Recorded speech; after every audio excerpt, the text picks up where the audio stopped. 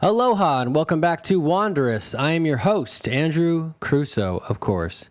And today we're going to talk about a really special place, the Shanti Stupa, also known as the Peace Pagoda.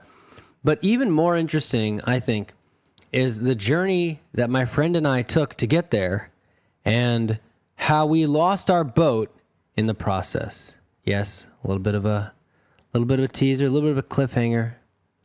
But this is a really cool story. Come along with me.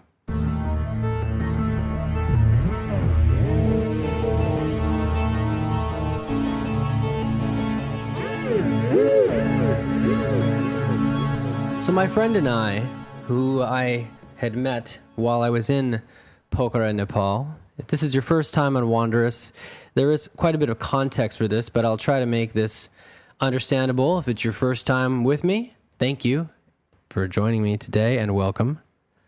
By this time, I had been outside of the United States for about almost 6 months.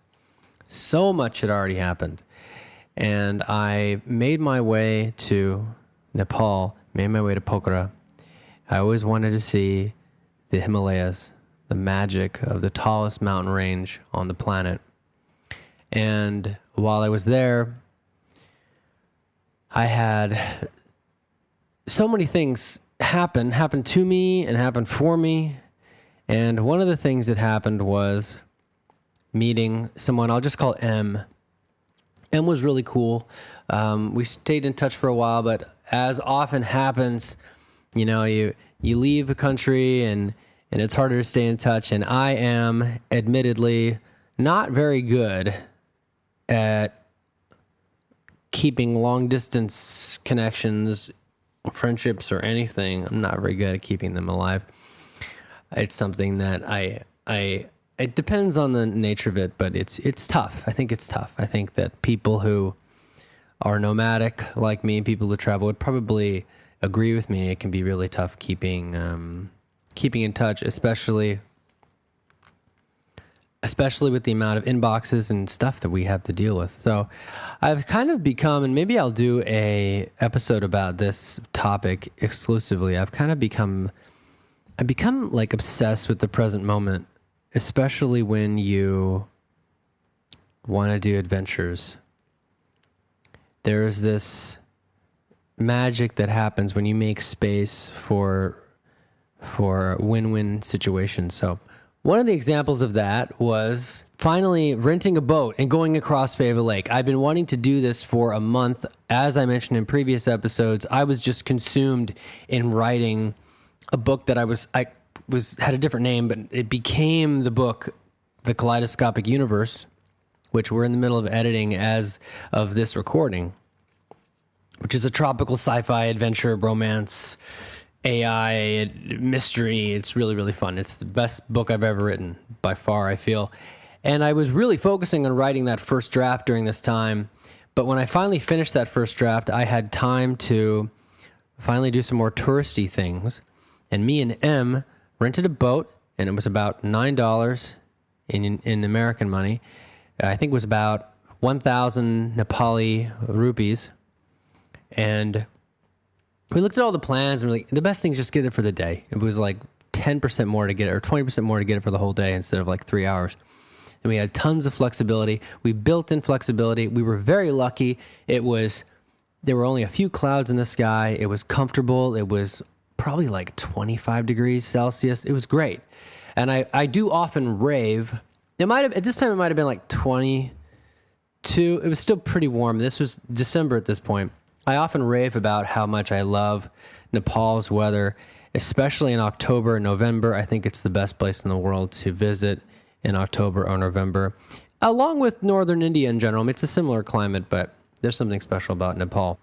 But even in December, it's still quite comfortable. It doesn't get, at least that year, it just happened a couple years ago now, that it didn't get quite uncomfortable until the last week of December. Then it would start to get to freezing at night. And then you're like, okay, it's time to move on. It's time to go south, which is what I would do. I would go down to India. In later episodes, I'll talk about the difficult and also beautiful and rewarding things that happened to me when I was in India. But today, we're talking about paddling across Phewa Lake, a beautiful, beautiful lake, and going up to Shanti Stupa, or the Peace Pagoda, which was built in 1973. But we'll get to that. I really loved this paddle. I highly recommend you rent a canoe. If you go to Pokhara, second largest city in Nepal, rent a canoe. Don't overthink it. They even provide life jackets, which is really cool. The businesses are very kind, and I think they provide a pretty good deal, at least if you're bringing foreign money. I imagine for the locals, it's a bit more difficult because this is geared as a tourist area, and the Nepali rupee is not a strong currency. But if you're coming from outside Nepal, you'll find it quite affordable. Just being transparent about that. And we got our life jackets on, our bright yellow life jackets. We got on the thing, and I've done canoeing before, so it's fine. And my friend's in the front, I'm in the back, and we actually took some time to figure out our rhythm. She was right-handed, I'm left-handed, of course. So we're trying to paddle forward, and I had to time it, and you have to time it, and you have to be sensitive to relative strength. After a few minutes, we finally figured it out, and mostly we're going straight across Phewa Lake. And we were headed toward a boat landing some distance below Peace Pagoda, and you can see along the horizon line, there's this series of hills on the other side of the lake we were heading toward. And perched atop these hills is the Peace Pagoda. You could see this pagoda, this white dome on top of one of the hills, creating a very nice element to the skyline. Of course, and I should mention this before I forget, this week there are 20 photos for people who support the show via my Patreon. Now, if you don't already know, I have hundreds and hundreds, thousands, I think now, of behind-the-scenes remastered, gorgeous photography, as well as behind-the-scenes 4K video that I posted, as well as an entire commentary edition of my tropical sci-fi novel, The Truth Beyond the Sky, on my Patreon. I give tons of extra behind-the-scenes content for people who want to support this show. I really appreciate everybody who already supports the show. Now, there are a range of tiers, we call them tiers on Patreon, starting from $5 all the way up to over $100 a month. But the most popular level is the $10 a month level, which is the inner circle level, where I share all my behind-the-scenes photos and notes, and we have little chats on there. What happened behind the scenes from these stories that I share on this show. This show is, of course, free. It's a labor of love. It's public, and it's a good way to support the show if you want to support it. And those links will always be in the show notes. Wherever you're listening to this, show notes can always be found it's either in the YouTube description or it's in the podcast. Your podcast app will have show notes in there. Or in Spotify, there's also an area with a description. All those links are live. They're really useful. It's a good way to support the show and to ensure that I can keep doing this show. And this week, supporters are going to get 20 gorgeous perspective shots, gorgeous moments of this Peace Pagoda hike, the sunset, and some surprises that we'll get to. Now, Em and I thought about landing on the island, kind of on the south, pretty much southwest side, where there is a small temple. But we wanted to make sure that we had enough time to hike all the way up, because it was still going to be about a half an hour hike. We wanted to spend some time. We got a bit of a late start, and it was an early afternoon. We wanted to make sure that it wouldn't be dark when we were coming back, so we skipped the little island. As a matter of fact, I haven't been there yet. That leaves something for me to see next time I go to Pokhara, right? And we headed straight across the lake, and I snapped some photos of people in little colorful boats. The boats in Pokhara are very colorfully painted. Pokhara has wonderful, like the fronts is reds. Often they're either solid blue, but some of these have like stripes, and they're very playful about it. And we finally got to the other end. In fact, I think it only took us about, from the date stamps, it looks like it took us maybe only about a half an hour to get across the lake. And we were honestly pretty bad at it. we were pretty disorganized with our paddling for the first third of that.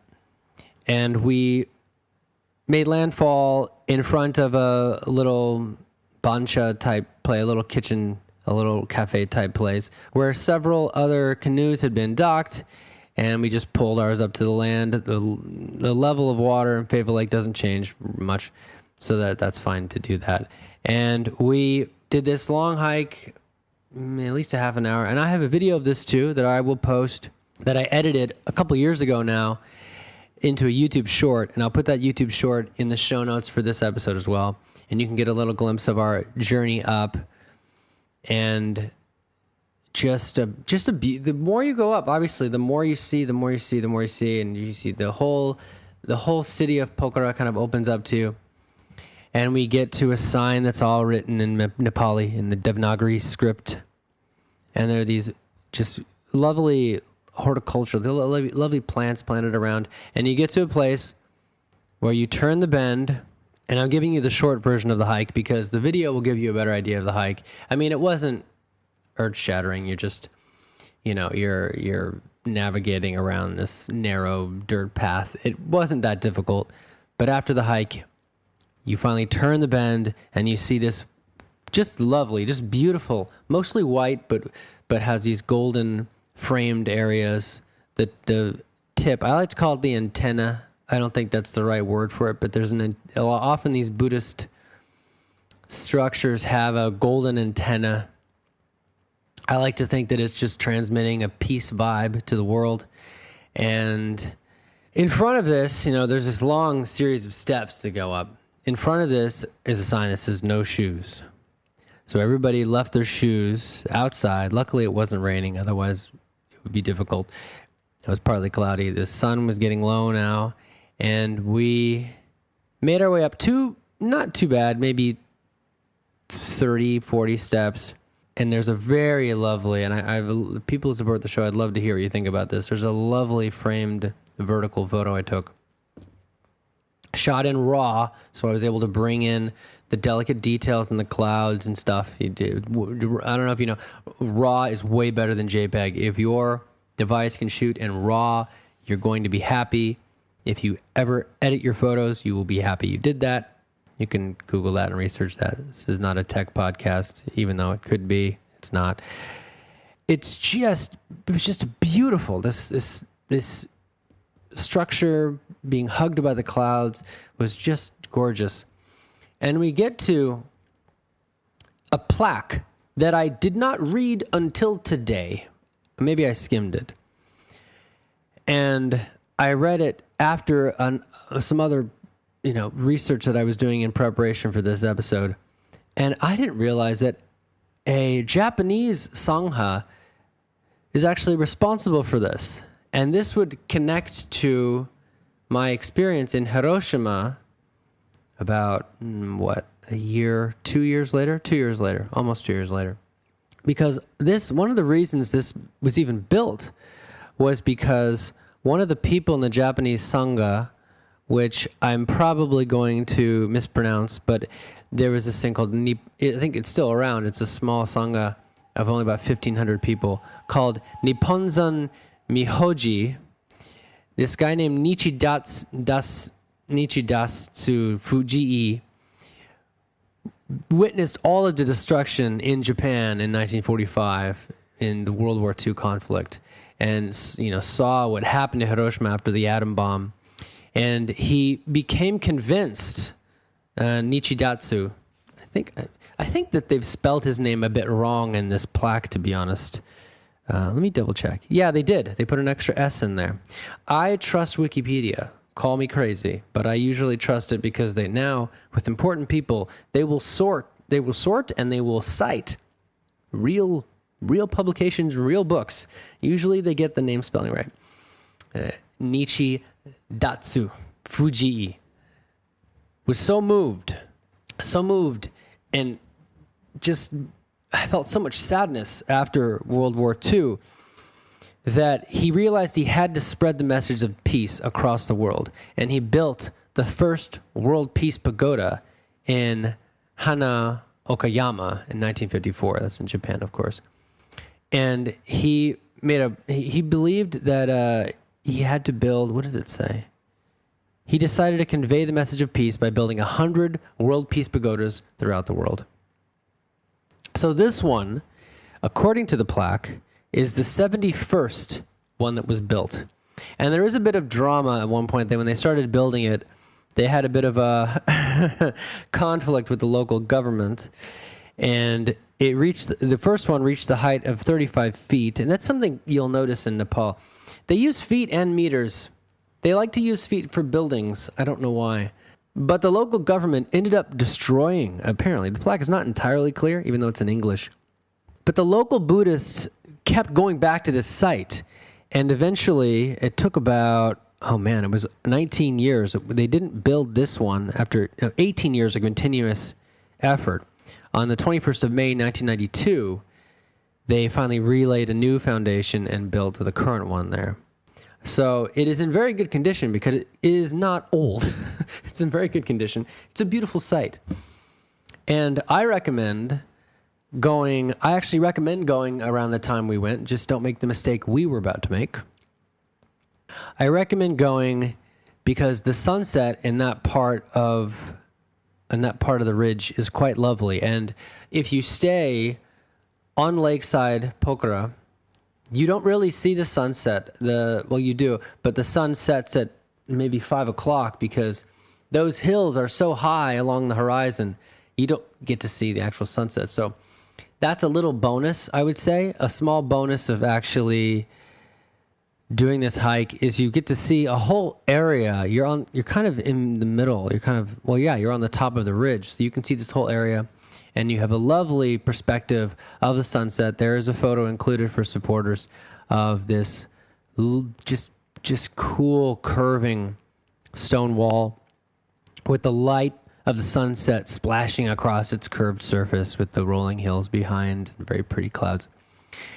And we just soaked up the sunset. I realized I've been actually a bit sunset deprived staying on Lakeside Phewa, which is not a big deal, but also got nice shots of downtown Lakeside Phewa. Yeah, this large screen. There's this screen with one large advertisement type TV screen that must be like 4 meters wide, 3 meters wide. And it's funny to see this, like in the photo, it's this pink thing, very small, but also like relative kind of big.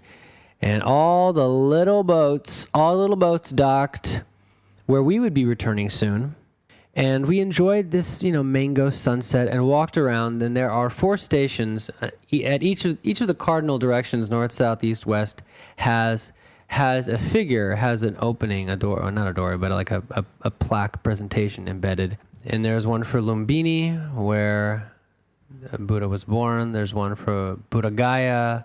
And there's one for, Kusinara, and they have descriptions of the histories of those important places.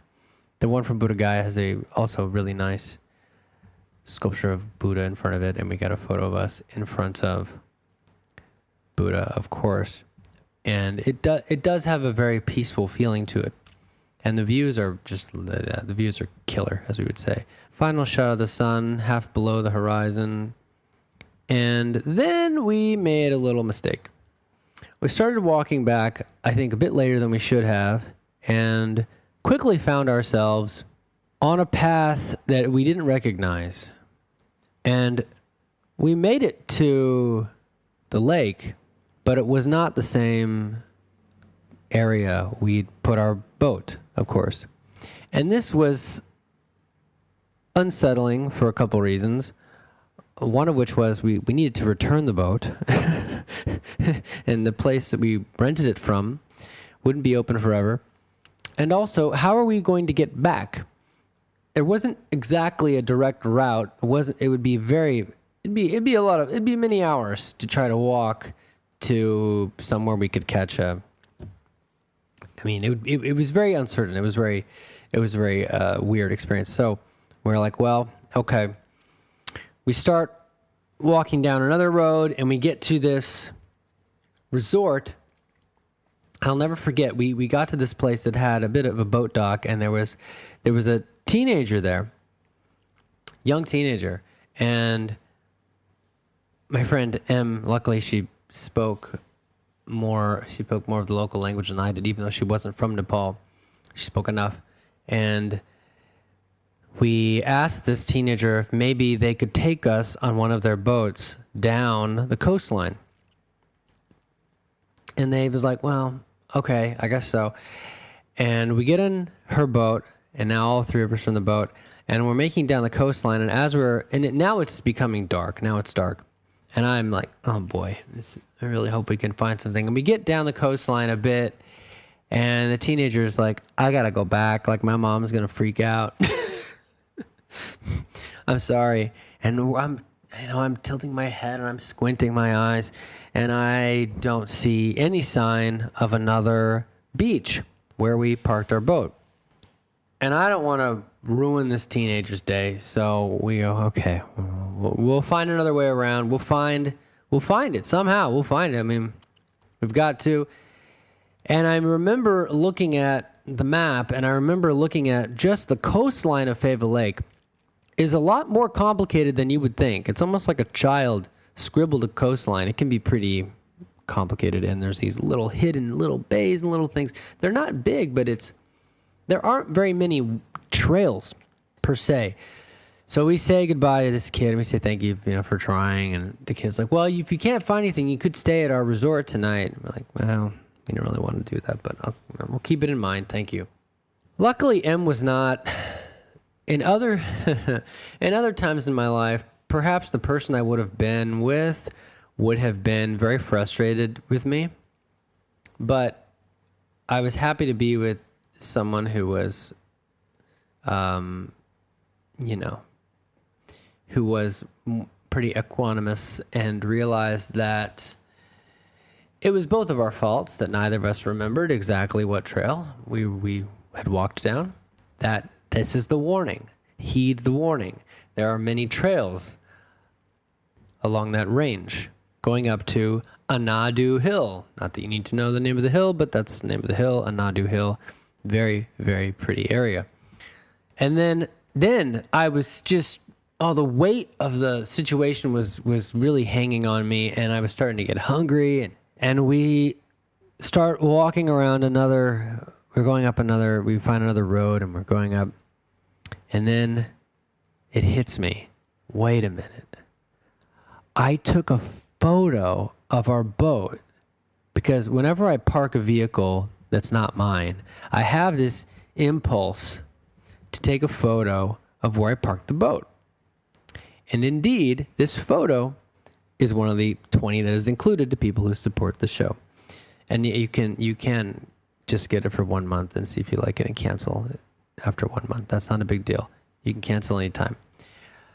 But I open up this photo on my iPhone, and the great thing about taking a photo on your iPhone or any modern smartphone is that most likely it's going to tag it with the GPS location. And I practically smack my head at that point.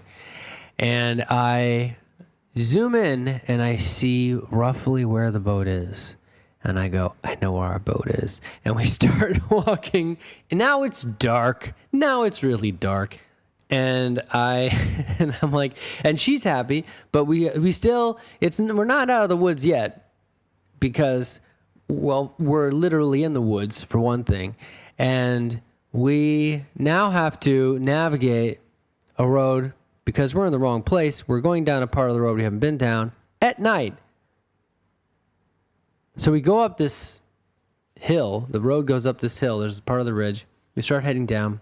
I'm looking for anything that looks familiar, right? Come on, there's got to be something. And it was pretty touch and go. Like there was a random building. We were going around these random buildings. We're going around this thing. And finally, I see a familiar bridge. I call it a bridge. That's being generous. A familiar plank that goes across this tiny stream that I remembered from when we arrived. And we crossed the plank.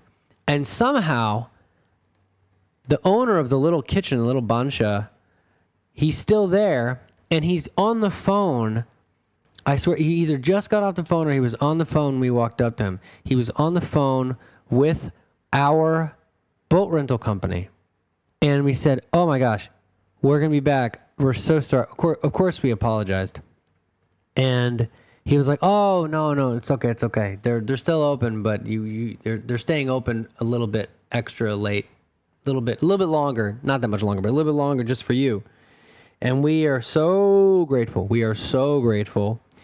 And we see our boat. It's the only one on the shore. And we have this, and I want to say this, a clip of this might be in the YouTube short that I edited in the show notes too. I don't recall, but we paddle across, and it is quiet. It is peaceful going across Phewa Lake at night, but also a little bit scary because you don't know, you can't see half of the stuff not like there's that much. There's nothing really in the middle of the lake, but it's a little bit creepy going across a lake at night if you haven't done it very much, and I had not. So finally we make it, wearing our life jackets, of course. We make it, and the guy's there waving us in, and he didn't even charge us extra, which I was surprised, and I was happy, and we apologized, and he said, "Oh, it's fine. And he takes the boat back up onto the dry part. I don't know what words are anymore. Anyway, it was a very long day onto the dry part of the land, onto the shore, the dry shore. Anyway, it all worked out. Thank God. He didn't charge us extra, which I was surprised he didn't. The owner of the whoever was working there was very gracious. And I say this a lot, maybe not enough, but I say it. The Nepali people, on average, are quite gracious. I find them quite grounded. I think that the mountain energy affects them quite positively, in my opinion. And we just felt relieved. I think it was also that night when we were walking back that we came across some owls hiding in one of the buildings. And if that is I might also put that in the show notes. That was a funny little moment. But it was such a beautiful experience. Doesn't really, you just pay for the boat, which is cheap. Peace Pagoda itself is not pay to enter.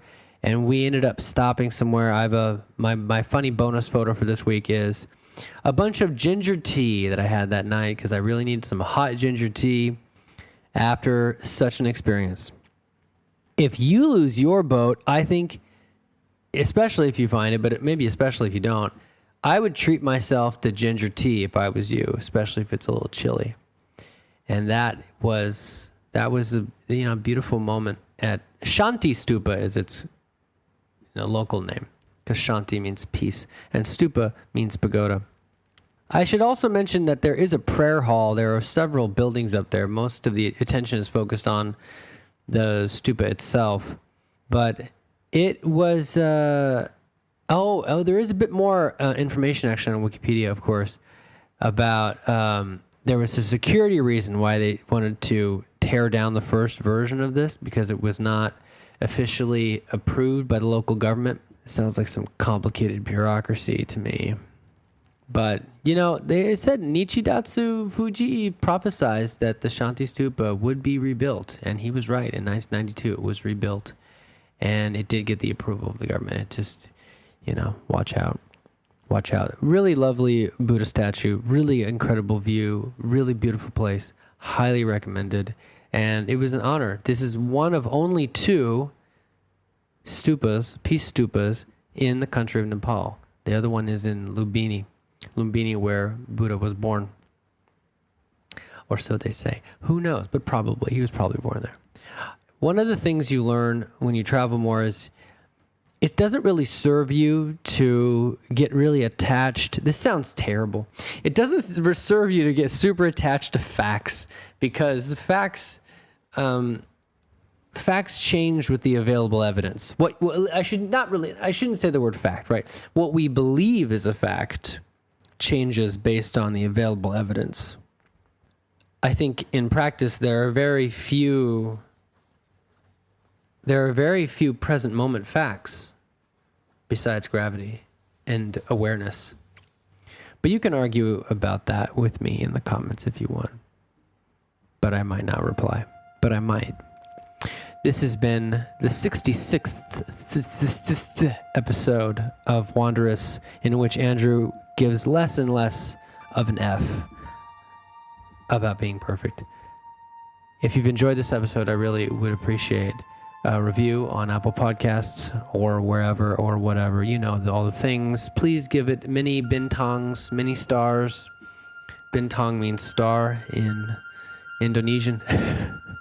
It's also the name of the most popular beer, apparently, which I don't drink. This has been fun reminiscing about this time, and I would say, even though we lost our boat, it was quite a lovely day, and that was made possible in large part. It was quite lovely because of my friend Em, who was quite patient with the challenging situation, and maybe someday she'll listen to this episode. Who knows? Aloha.